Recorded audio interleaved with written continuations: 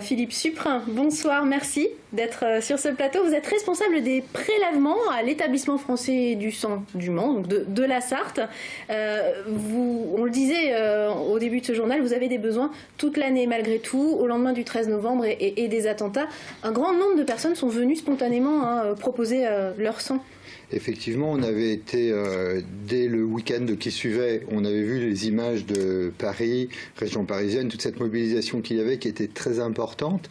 Et sans attendre, elle s'est prolongée aussi en province. Dès le lundi, nos résultats en collecte ont été extrêmement augmentés et ça a duré en fait même les 3 semaines qui ont suivi, où nous avons accueilli 20% probablement environ de donneurs en plus qu'à l'habitude. C'est utile pour vous, j'imagine, d'avoir plus de monde forcément. C'est très utile d'avoir plus de monde, c'est très utile d'avoir des nouveaux donneurs parce que nous, ce que nous espérons bien sûr, c'est les sensibiliser pour que ces nouveaux donneurs deviennent des donneurs réguliers. Oui, parce que vous en avez besoin tout au long de l'année, bien sûr. C'est tout au long de l'année, bien sûr. Alors il y a ces moments tragiques, douloureux, qui vont amener des donneurs, qui vont nous obliger à adapter notre gestion de la réserve de produits sanguins également, parce que nous étions dans une période qui était à ce moment-là avec un stock à l'issue de ces 3 semaines qui était important. Il a fallu gérer cette situation. Ensuite, on passe quand même rapidement d'une situation facile à une situation qui peut être un peu plus compliquée, et c'est le cas en janvier notamment. Il peut y avoir des épidémies, grippe, gastro, rhino, etc., des conditions climatiques qui peuvent aussi rendre les collectes un peu plus, les conditions d'accès aux collectes un peu plus difficiles. Là pour l'instant il n'y a pas de neige, cela dit, on est tranquille, mais ça pourrait venir mais bon, la semaine prochaine d'après Météo France. Janvier commence.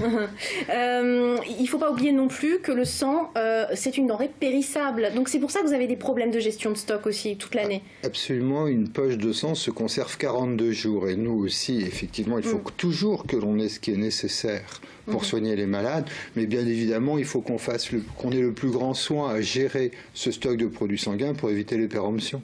Alors, les critères pour donner son sang, très simplement?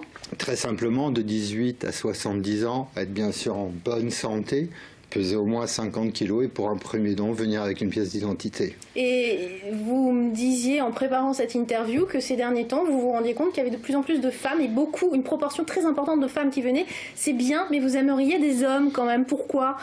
Alors effectivement, on a de plus en plus de femmes, ou plutôt cette tendance à la féminisation de notre fichier se confirme de plus en plus. On était à la suite des événements de novembre sur 2 femmes pour un homme dans le ratio homme-femme. Et alors les femmes, lorsqu'elles ont des enfants, après les grossesses, il peut y avoir des modifications immunologiques qui vont réduire la possibilité d'utilisation de certains produits sanguins. Par exemple, elles ne pourront pas faire de dons de plaquettes pour nombre d'entre elles après les grossesses. Donc, si vous voulez, c'est quand même une situation sur laquelle on souhaite quand même aussi un petit peu alerter. Et puis, bon, il n'y a pas de raison qu'il y ait une telle prédominance féminine parmi les donneurs de sang. D'accord. Donc, messieurs, c'est un appel qui est lancé. Alors, pour les messieurs et les femmes, malgré tout, qui sont intéressés, il y a les circuits classiques. On connaît les associations. L'association Cénoman, par exemple, qui travaille beaucoup en Sarthe. On peut aussi venir directement vous voir sur le site qui se situe au niveau de l'hôpital du Mans, au centre hospitalier? Bien sûr, il est possible de venir nous voir. On est à l'intérieur du centre hospitalier, près des services techniques de l'école d'infirmières.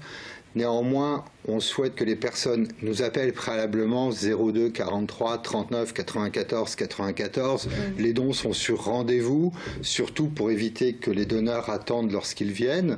Et aussi, il y a des informations sur le site dondusang.net. Et pour qu'on comprenne, une dernière question. Une fois que vous avez ces poches, comment vous les dispatchez? C'est au cas par cas? C'est selon les besoins?